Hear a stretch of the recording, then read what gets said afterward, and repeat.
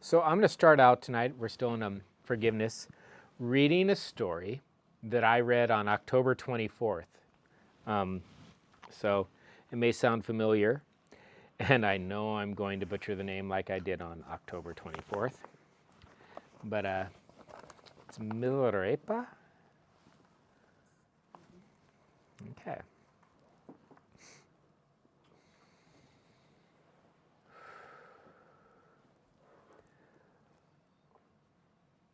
One day, Milarepa left his cave to gather firewood. And when he returned, he found that his cave had been taken over by demons. There were demons everywhere. His first thought upon seeing them was, I have to get rid of them. He lunges toward them, chasing after them, trying forcefully to get them out of his cave. But the demons are completely unfazed. In fact, the more he chases them, the more comfortable and settled in they seem to be. Realizing that his efforts to run them out have failed miserably, Milarepa opts for a new approach and decides to teach them the Dharma. If chasing them out won't work, then maybe hearing the teachings will change their minds and get them to go. So he takes a seat and begins teaching about existence and non-existence, compassion and kindness, the nature of impermanence. After a while, he looks around and realizes all the demons are still there. They simply stare at him with their huge, bulging eyes. Not a single one is leaving. At this point, Milarepa lets out a deep breath of surrender, knowing now that these demons will not be manipulated into leaving and that maybe he has something to learn from them. He looks deeply into the eyes of each demon and bows, saying, It looks like we're going to be here together. I open myself to whatever you have to teach me. In that moment, all of the demons but one disappear. One huge and especially fierce demon with flaring nostrils and dripping fangs is still there. So Milarepa lets go even further. Stepping over to the largest demon, he offers himself completely, holding nothing back. Eat me if you wish. He places his head in the demon's mouth, and at that moment the largest demon bows low and dissolves into space. I love this story, and I've been thinking about it. I'm grateful that Julie had chosen for us to cover forgiveness for 2 months, for March and April, and that I'd started in February. Because, it just seemed like the right thing to do at the time, and it probably was. Because when I ran out of all my preconceived notions, I really had to contemplate things differently, and I did. I'm teaching class, and I get to teach. And I get to teach in a drug and alcohol treatment center that is also for mental health, kids with mental health. Dual diagnosis is what they call it. And what's wonderful about that, and I know some other people here get to work there in places like that, is I get to see myself reflected all the time. All the time. And the more they're like me, the more they annoy me. The more they're like one of Milarepa's demons, right? And there's this one kid, he just makes me crazy. And he's always arguing and always has a point and always trying to take my group down. And I'm listening to him, and then one day I'm just thinking, I'm in the shower, and I sing, May you be happy and peaceful. And I was visualizing him because he's making me crazy, and I want to change that relationship, and I'm striving to change that. I go, what does this kid remind me of? What does this little fricker remind me of? And then I remembered me when I was 15, and I was angry and would scream and yell and fight and argue with everybody, and I'm like, oh, my Buddha, it's me. It's me. And it's like with the Milarepa story, he's like a big demon because there's so many of these kids. He's like so many of the kids I've struggled and worked really hard to get along with, and really would grit my teeth and just go into my office like, while I'm with them, I'm like, but it's really challenging my ability to cope and to have equipoise. It's a beautiful word, equipoise. And I do get it back, but only after I practice, and I'm lucky that I get to practice. So I'm like, wow, all these kids I have resentments toward that I need to forgive, and all this trouble I have forgiving myself for all the things I did while I was enraged as a young man. And here I am. And it's like I stuck my head in the demon's mouth. And when I realized what it was, the demon disappeared. And now I have much more equipoise, and I have a better relationship, because when this student blows up, like they're going to blow up because they're still learning. They don't have skills yet. They're not mature yet. They've had a ton of trauma, just like me when I was 15, 16, 17, 18, 19, into my 20s. And even now when I get upset, just like me.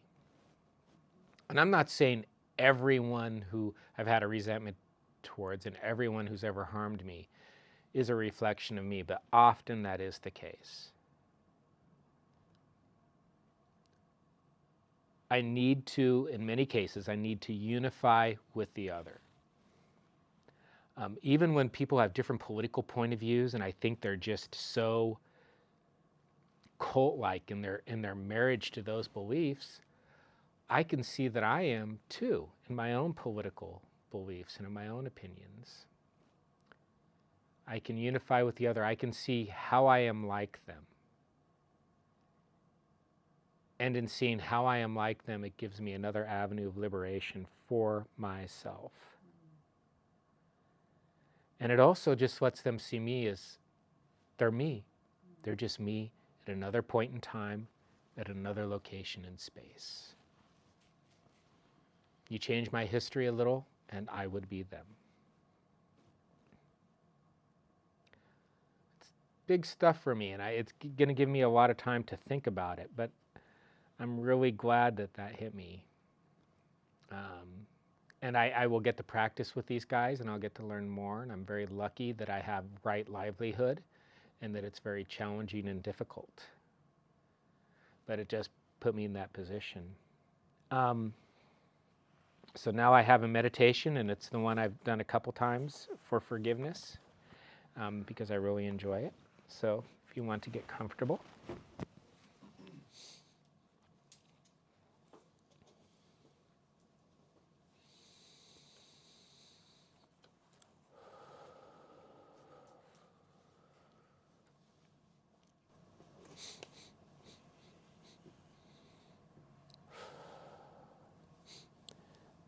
Let yourself sit or lie comfortably, allowing your eyes to close and your breath to be natural and easy.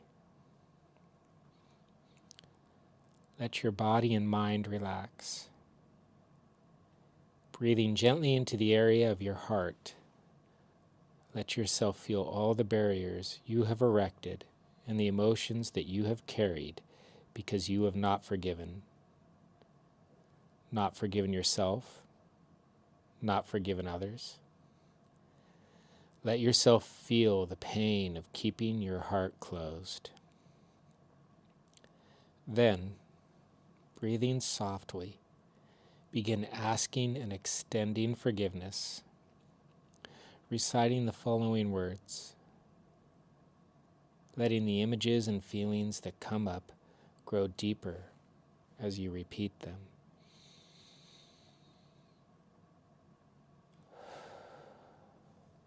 For forgiving others. There are many ways that I have hurt and harmed others, have betrayed or abandoned them, caused them suffering, knowingly or unknowingly, out of my pain, fear, anger, and confusion. Let yourself remember and visualize the ways you have hurt others. See and feel the pain you have caused out of your own fear and confusion. Feel your own sorrow and regret. Sense that finally you can release this burden and ask for forgiveness. Picture each memory that still burdens your heart. And then to each person in your mind repeat, I ask for your forgiveness. I ask for your forgiveness.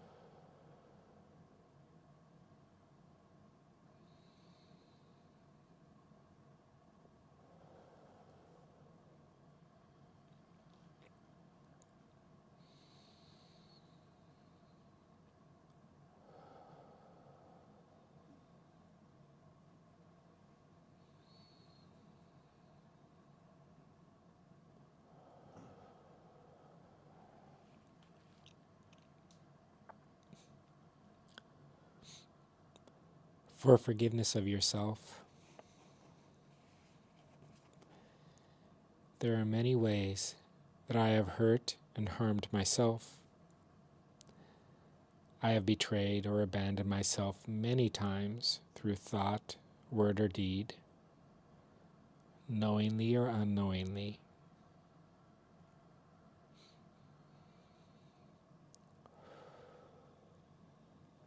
Feel your own precious body and life. Let yourself see the ways you have hurt or harmed yourself. Picture them, remember them.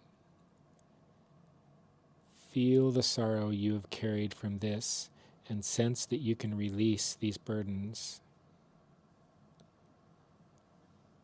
Extend forgiveness for each of them, one by one. Repeat to yourself, for the ways I have hurt myself through action or inaction, out of fear, pain, and confusion, I now extend a full and heartfelt forgiveness. I forgive myself. I forgive myself.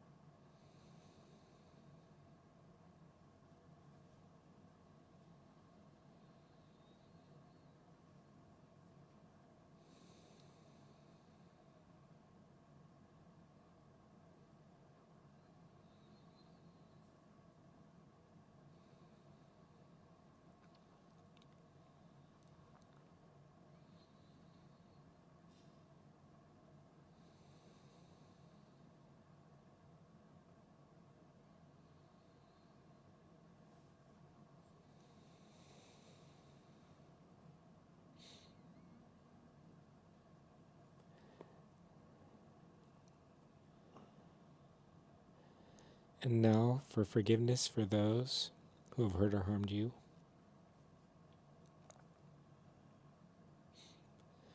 There are many ways that I've been harmed by others, abused or abandoned, knowingly or unknowingly, in thought, word, or deed.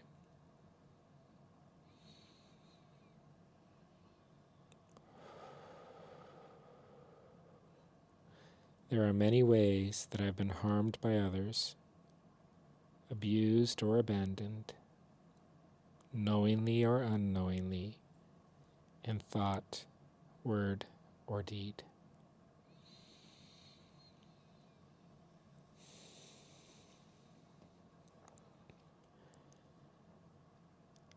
Let yourself picture and remember these many ways. Feel the sorrow you have carried from this past and sense that you can release this burden of pain by extending forgiveness when your heart is ready. Now say to yourself, I now remember the many ways others have hurt or harmed me, wounded me, out of fear, pain, confusion, and anger. I've carried this pain in my heart too long. To the extent that I am ready, I offer them forgiveness. To those who have caused me harm, I offer my forgiveness. I forgive you.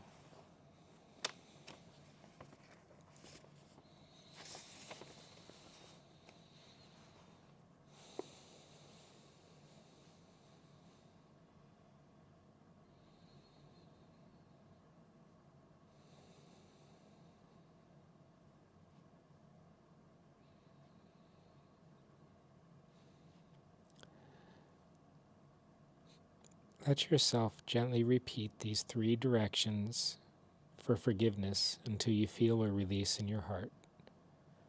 For some great pains, you may not feel a release, but only the burden and the anguish or anger you have held. Touch this softly. Be forgiving of yourself for not being ready to let go and move on. Forgiveness cannot be forced. It cannot be artificial. Simply continue the practice and let the words and images gradually work in their own way. In time, you can make the forgiveness meditation a regular part of your life, letting go of the past and opening your heart to each new moment with a wise, loving kindness.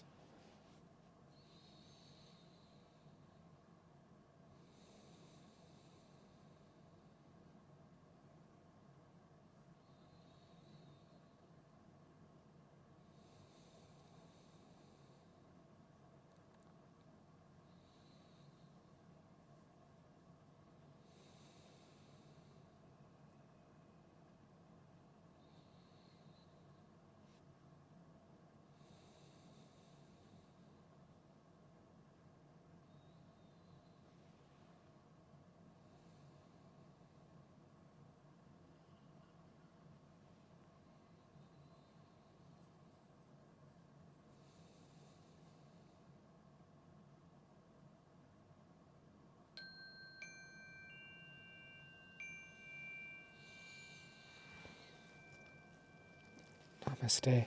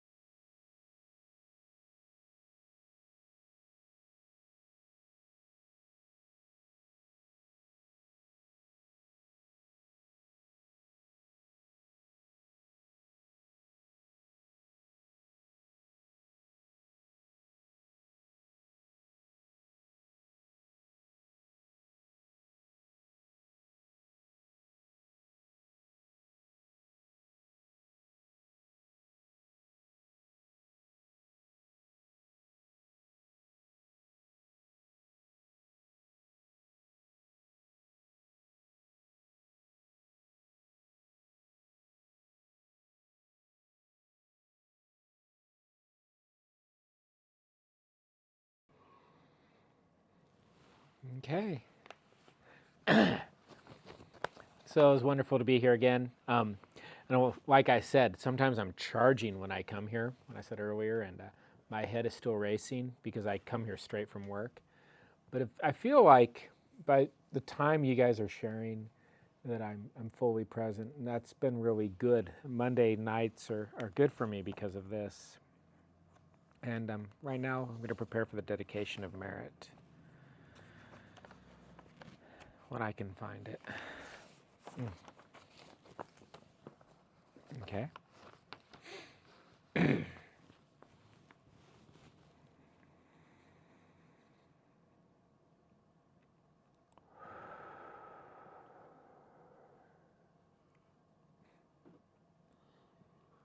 Male places be held sacred. Male beings be cherished. Male injustices of oppression and devaluation be fully righted, remedied, and healed. Male who are captured by hatred be freed to the love that is our birthright. Male who are bound by fear discover the safety of understanding. May all who are weighed down by grief be given over to the joy of being. May all who are lost in delusion find a home on the path of wisdom. May all wounds to forest, rivers, deserts, oceans, all wounds to Mother Earth be lovingly restored to bountiful health. May all beings everywhere delight in whale song, bird song, and blue sky. May all beings abide in peace and well-being, awaken and be free. Namaste.